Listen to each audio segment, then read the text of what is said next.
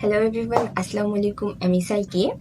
আজকে যে বইটা নিয়ে কথা বলবো, বইটা উৎসর্গ করা হয়েছে আজহারুল ইসলাম নামের একজনকে, যিনি মেঘনা নদীর তীরে বালু সন্ত্রাসীদের বিরুদ্ধে প্রতিবাদ করে বালু সন্ত্রাসীদের হাতে 2005 সালে নিহত হন। তো তার এই যে মৃত্যুর কারণ, এই মৃত্যুর কারণটাকে বেস করে আজকের বইয়ের প্লট। বইটার নাম হচ্ছে হৈমি। এই বইটা লেখক দুর্জয় শাকিল, পলি প্রকাশনী থেকে প্রকাশিত এবং মুদ্রিত মূল্য 250 টাকা। তো বইয়ের শুরুটা হয় মেঘনা নদীর তীরে একটা ছোট সুন্দর শহর, এবং সেই শহর থেকে কিছু দূরে একটা চর আছে, ছোট চর। চরটার নাম হচ্ছে বিহক চর। সেই বিহক চরে অনেক মানুষের বসবাস, এবং সেই অনেক মানুষের মধ্যে একজন মানুষ হলো হাসমত মিয়া এবং তার পরিবার। হাসমত মিয়া, তার স্ত্রী তারাবুন্নেসা, তার মেয়ে হৈমি এবং ছেলে টুকু। তো এদের নিয়ে হাসমত মিয়ার পরিবার। হাসমত মিয়া নিজেও পেশায় একজন জেলে, কিছু চাষাবাদ করেন, কিন্তু গ্রামের সকলে তাকে মোড়ল হিসেবে মানে। গ্রামের ছোটখাটো কোনো সমস্যার সমাধান হাসমত মিয়ার কাছে মানে সাহায্য চাইতে হাসমত মিয়ার কাছে আসা হয়।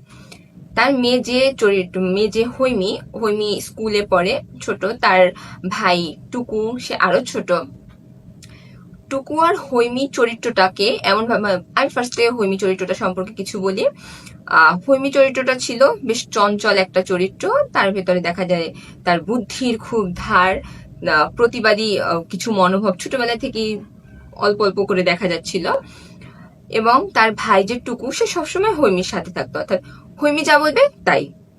অনেকটা আমার মনে হচ্ছিল ফার্স্টের দিক থেকে আমাটির ভেপু গল্পের অপু দুর্গা চরিত্রের মতো। যেমন অপু সবসময় দুর্গা দিদি করতো, দুর্গা যা করতো অপু তার সাথে ছিল। এই গল্পে হৈমি আর টুকু চরিত্রটাকে একেবারে পুরোপুরি সেম ছিল। হৈমি যা করবে টুকু ওর সাথে, হৈমি যদি ভালো কাজ করে টুকুর সাথে, খারাপ কাজ করলে ওর টুকুর সাথে। মানে টুকু হৈমি বলতে অজ্ঞান, এবং এটা ছোটবেলা থেকে বড়বেলা পর্যন্ত। অনেক উপন্যাসে থাকে না যে দেখা যায় যে ভাই বদলে যায় বা সম্পর্কটা পরবর্তীতে অত জোরদার ভাবে উপস্থাপন করা হয় না। এই বইতে তেমন না। বইটায় হৈমি ও টুকুর ছোটবেলা থেকে বড়বেলা পর্যন্ত দেখানো হয়েছে, এবং প্রত্যেকটা সময় ছিল টুকু হৈমির সাথে। এই গল্পে প্রথমে যে বলছিলাম যে ম্যাক্সিমাম মানুষ হচ্ছে জেলে। তারা করতো কি, নদীর ওপারে গিয়ে আড়তে মাছ বিক্রি করে তাদের সংসার চলতো, এবং এই কারণে মহাজনকে একটা নির্দিষ্ট অ্যামাউন্টের কর দিতে হতো। মহাজন মানুষ তেমন সুবিধা ছিলেন না, উনি জেলেদের সুবিধা অসুবিধা এগুলোর প্রতি তেমন খেয়াল রাখতেন না। একটা টাইমে দেখা যায় যে মহাজন হাসমত মিয়ার বাড়িতে আসে একটা প্রস্তাব নিয়ে, যে হাসমত মিয়া যদি তার ছেলে ইদ্রিসের সাথে হৈমির বিয়ে দেয়, তাহলে বিহকচরের মানুষজন বিনা করে আড়তে মাছ বিক্রি করতে হবে। এই প্রস্তাবটা সবার পছন্দ হয়, মানে সবাই চায় যেন হৈমি এখন ইদ্রিসকে বিয়ে করে। কিন্তু তারাবুন্নেসা বলে যে হৈমি ইদ্রিসকে তেমন একটা পছন্দ করে না, সে হয়তো ইদ্রিসকে বিয়ে করতে চাইবে না। তখন বিহকচরের মানুষ বা হাসমত মিয়া হৈমিকে না জানিয়ে ইদ্রিসের সাথে তার বিয়ে দিয়ে দেয়।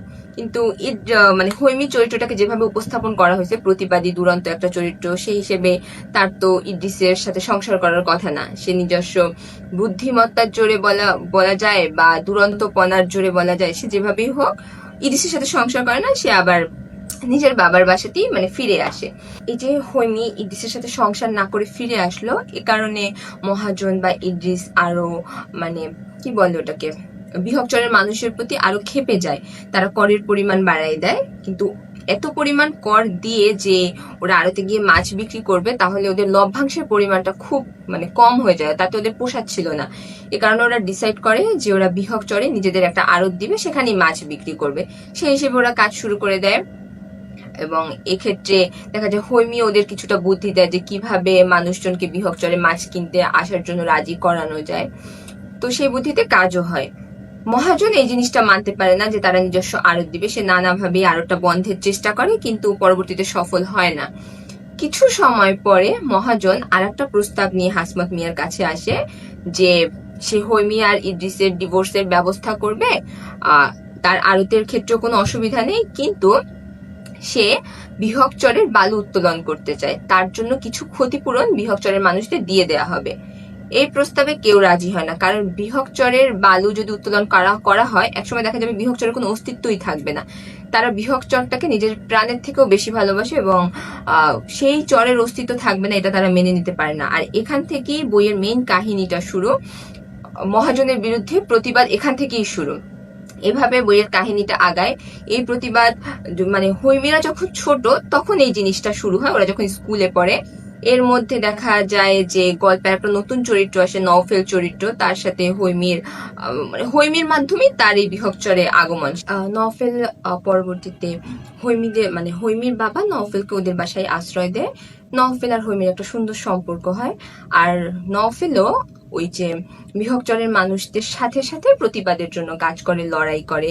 গল্পের শুরুটা এখান থেকেই, এই যে প্রতিবাদী যে মনোভাবটা বা মহাজনের বিরুদ্ধে যে যুদ্ধ, ওদের বিরুদ্ধে যত পদক্ষেপ, এই জিনিসগুলো দেখানো হয়। হৈমী করতো কি, ওখানকার মেয়েদেরকে শিক্ষা দিত যে কিভাবে আমরা এই ছেলেদেরকে এই প্রতিবাদে সাহায্য করতে পারি, কিভাবে আমরাও এই বিহকচরকে বাঁচাতে অবদান রাখতে পারি। সে ছিল মেয়েদের কি বলে এটাকে, পথপ্রদর্শক।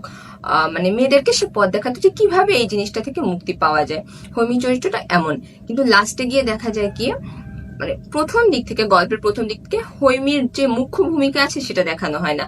লাস্টের দিকে দেখা যায় যে পুরো গল্পটায় হৈমীর ভূমিকাটাই মুখ্য। সবাই যখন হাল ছেড়ে দিল যে মহাজনের সাথে আর পেরে ওঠা যাবে না, বিহকচরকে হয়তো আর বাঁচানো যাবে না, তখন হৈমী ছিল একমাত্র যে বলছে যে আমরা যে কারণে সবাইকে হারালাম বা এত কিছু হারালাম, সেই কারণটা আমরা বিফলে যেতে দিব না, যেভাবেই হোক বিহকচরকে আমরা রক্ষা করব। তো কাহিনীর মধ্যে দেখা যায় কি অনেক আপস এন্ড ডাউনস আছে, অনেক কিছু হারালো বা অনেক পাওয়া না পাওয়া। হৈমীর জীবনটা দেখানো হয়েছে যে হৈমীর ছোটবেলা থেকে বড় বেলাটা সে কিভাবে সবকিছু সামলাচ্ছে, বা সবাই যখন হাল ছেড়ে দিচ্ছে কিভাবে সে এই জিনিসটা সমাধান করলো, তার আত্মত্যাগ।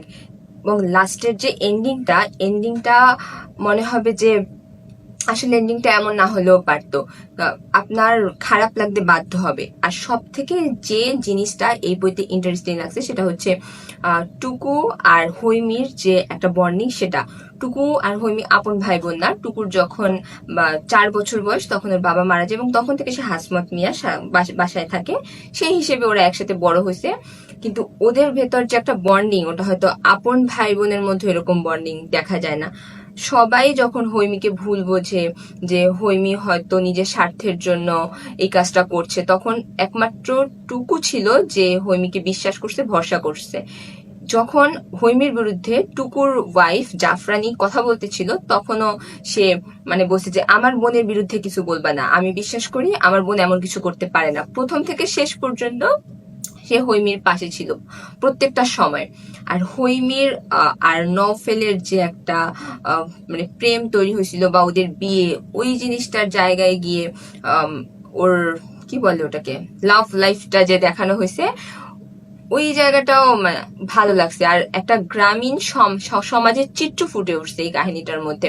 এখানে বেশ কিছু আঞ্চলিক টোন ব্যবহার করা হয়েছে বা আঞ্চলিক শব্দ ব্যবহার করা হয়েছে, যে জিনিসটা গ্রামীণ সমাজের চিত্রটাকে আরো সুন্দরভাবে উপস্থাপন করছে।